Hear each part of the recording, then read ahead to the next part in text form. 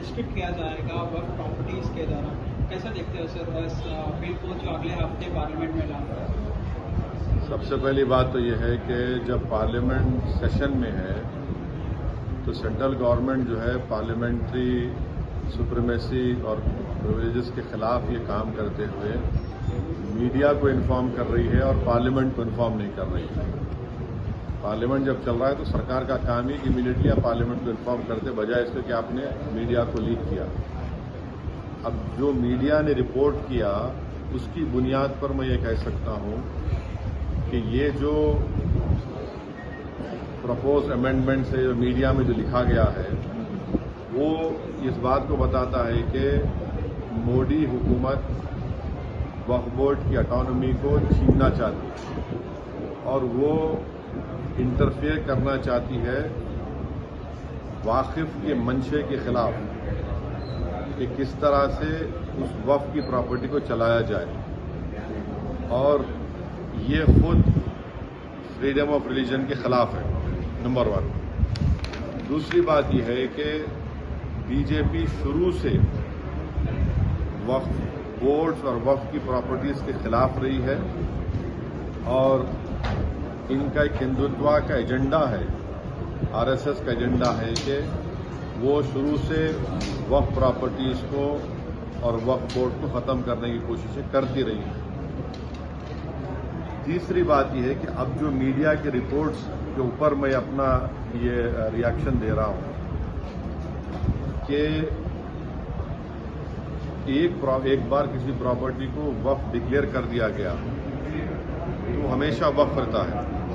तो वक्फ एक्ट जो है 54 का है और 96 का है, जो 96 के एक्ट तो 2013 में अमेंड किया गया, वो सर्वे कमिश्नर को पावर्स देता है और सर्वे कमिश्नर को अपॉइंट कौन करती है? State government. तो सर्वे कमिश्नर वक्फ प्रॉपर्टीज आइडेंटिफाई करता, उसके बाद लिस्ट ऑफ वक्फ प्रिपेयर होती है सर्वे कमिश्नर की तरफ से, और वो सर्वे कमिश्नर जो स्टेट गवर्नमेंट का अपॉइंटी है उसको स्टेट गवर्नमेंट को भेजाता और state government gazette notification issue करती है।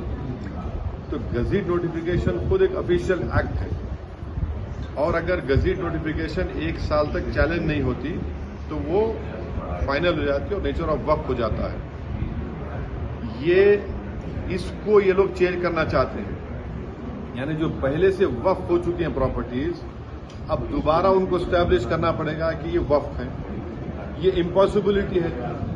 दूसरी बात यह है कि गजीट का जो कंक्लूसिव नेचर है उसको आप डाइल्यूट करना चाह रहे हैं। माने अब कई लोग वक्फ की प्रॉपर्टीज में इंक्रोचर्स है, इलीगल तरीके से वहां पर है, तो इनको एक मौका मिल जाएगा कि वो वक्फ प्रॉपर्टीज को बोलेंगे कि हमारी प्रॉपर्टी प्राइवेट वक्फ की प्रॉपर्टी नहीं है।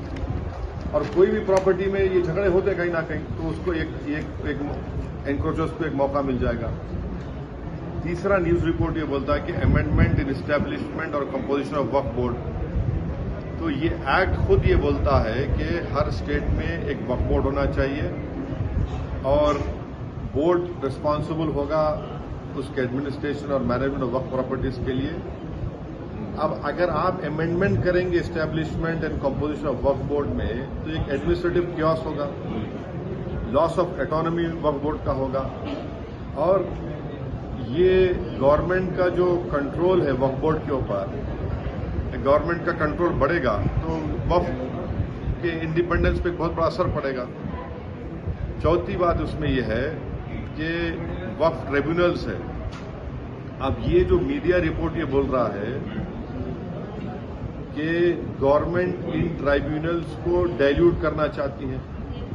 अब ये ट्राइब्यूनल्स के पावर्स को आप डाइल्यूट कर देंगे तो फिर ये केसेस का क्या होगा? इनएफेक्टिव इन्फोर्समेंट होगा। पांचवी बात जो मीडिया रिपोर्ट्स के ऊपर मैं बोल रहा हूं आपको, इसमें लिखा गया कि अगर कोई डिस्प्यूटेड प्रॉपर्टी है तो डिस्प्यूटेड प्रॉपर्टी का ये लोग बोलेंगे नहीं प्रॉपर्टी डिस्प्यूटेड है, इसका सर्वे हम कराएंगे। अगर कोई प्रॉपर्टी डिस्प्यूट है तो उसका फैसला जुडिशरी करती है। यहां पर मोदी हुकूमत डिस्प्यूट क्रिएट करेगी, उसका सर्वे कराएंगे। अब सर्वे एग्जीक्यूटिव कराएगा या सीएम कराएगा या बीजेपी पावर बीजेपी कराएगी। अब जाहिर नतीजा क्या निकलेगा आपको मालूम। तो ये भी एक तरीका है उस डिस्प्यूटेड प्रॉपर्टीज को डिस्प्यूट बनाना पहले, फिर सर्वे कराना उसका, और सर्वे में रिपोर्ट लिख देना कि नहीं ये वक्फ नहीं है।